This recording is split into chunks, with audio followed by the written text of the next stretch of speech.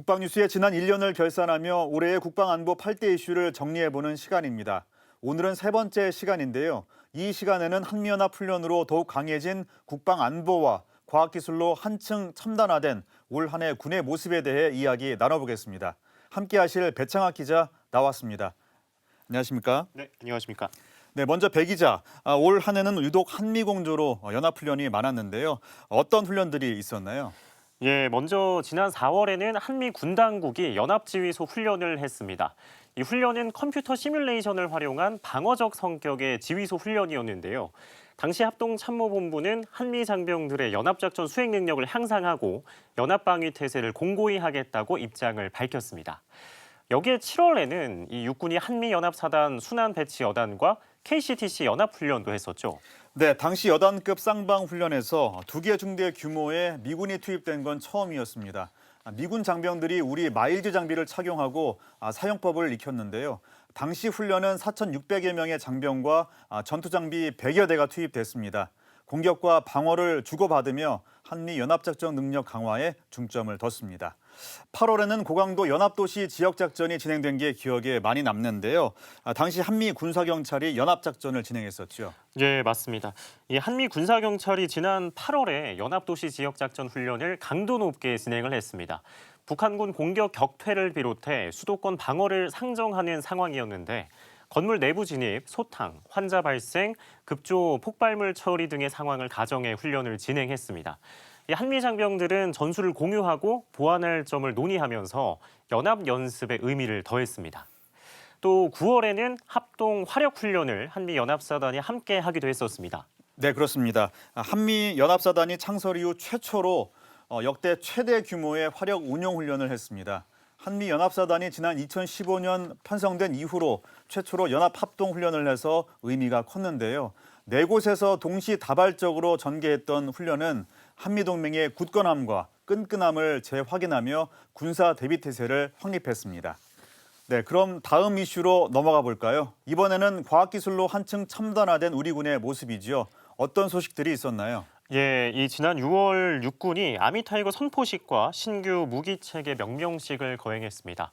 저도 당시에 현장에서 취재를 했었는데 육군 참모총장은 국방혁신 4.0 추진과 인구 절벽 등 다양한 도전 요인을 극복하기 위한 노력으로 미래 지상군 부대 상징인 아미타이거를 준비했다고 밝혔습니다.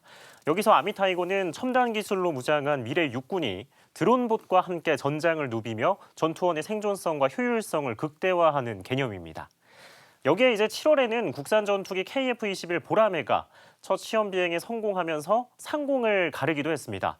이 모습이 굉장히 인상적이었죠. 네, 지난 2000년 11월 첨단 전투기 자체 개발을 선언한 지 22년 만에 하늘로 날아올랐습니다. KF-21 보라매는 폭 11.2m, 길이 16.9m, 높이 4.7m의 4.5세대 전투기로 평가되는데요. 최대 속도는 마 1.8, 항속거리는 2,900km에 이르고 A사 레이더와 적외선 탐색 추적 장비 등도 탑재됐습니다. 현재 자국 기술로 초음속 전투기를 개발한 국가는 미국과 일본, 중국, 러시아 등 7개국뿐입니다. 2026년까지 최종 개발에 성공하면 우리나라는 세계에서 8번째로 초음속 전투기를 개발한 국가가 됩니다. 지난 7월에는 첨단군으로 도약하기 위한 다양한 시도들이 있었는데요. 방위사업청과 국방기술진흥연구소도 국방벤처기업 인큐베이팅 사업을 시작했었죠. 예, 이 국방기술진흥연구소가 사업 대상으로 선정된 업체들과 협약을 맺었습니다. 연구소가 예비 창업자나 또 신생기업이 성장할 수 있도록 기본적인 토대를 제공한다는 건데요. 지원한 22개 업체 중 2업체가 최종 선정됐습니다. 이 업체들에게는 방산 교육과 시제 제작, 사업화 방법들이 1년 동안 지원됩니다. 네, 그렇군요. 그럼 어떤 업체들이 선정된 건가요? 예, 이 첫 번째 업체는 원거리 광학 관측 영상을 더욱 선명하게 하는 기술을 제시했습니다. 이 파면 감지기라는 장비를 통해 원거리 관측 시에 대기 난류에 의해 관측 영상이 왜곡되는 것을 방지한 건데요. 앞으로 군의 원거리 감시 정찰과 레이저 무선 광통신 장비에 활용할 수 있습니다.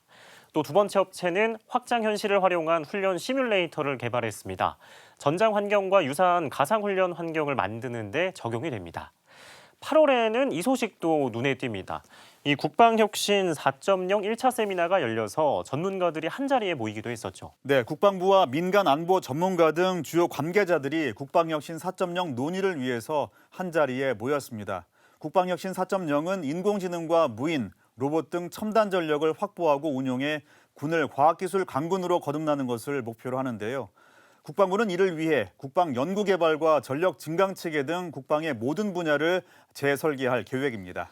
예, 이제 여기에 더불어서 한미양국 국방부 정보통신 분야의 고위급 책임자들이 직접 만나기도 했었죠. 네, 한미 양국 국방부가 지난 8월에 제2차 한미 ICT 협력위원회를 열었습니다. 한미 양국은 회의를 통해 5G와 클라우드 등 최신 국방 ICT 동향을 공유하며 협력을 강화하기로 했는데요. 또 상시 전투 체계가 가능하도록 다양한 지휘 통제와 정보 공유 체계 구축을 위한 논의를 지속하기로 했습니다. 올해는 안보와 정보 협력에 이르기까지 한미 양국의 공조가 전방위로 더욱 다양해진 것 같습니다. 아울러 국방혁신 4.0을 토대로 과학기술 강군으로 도약하려는 군의 노력도 더욱 커지고 있는데요. 내년에는 어떤 모습이 그려질지 기대해 봐야겠습니다. 오늘 말씀 여기까지 나누겠습니다. 고맙습니다. 예, 감사합니다.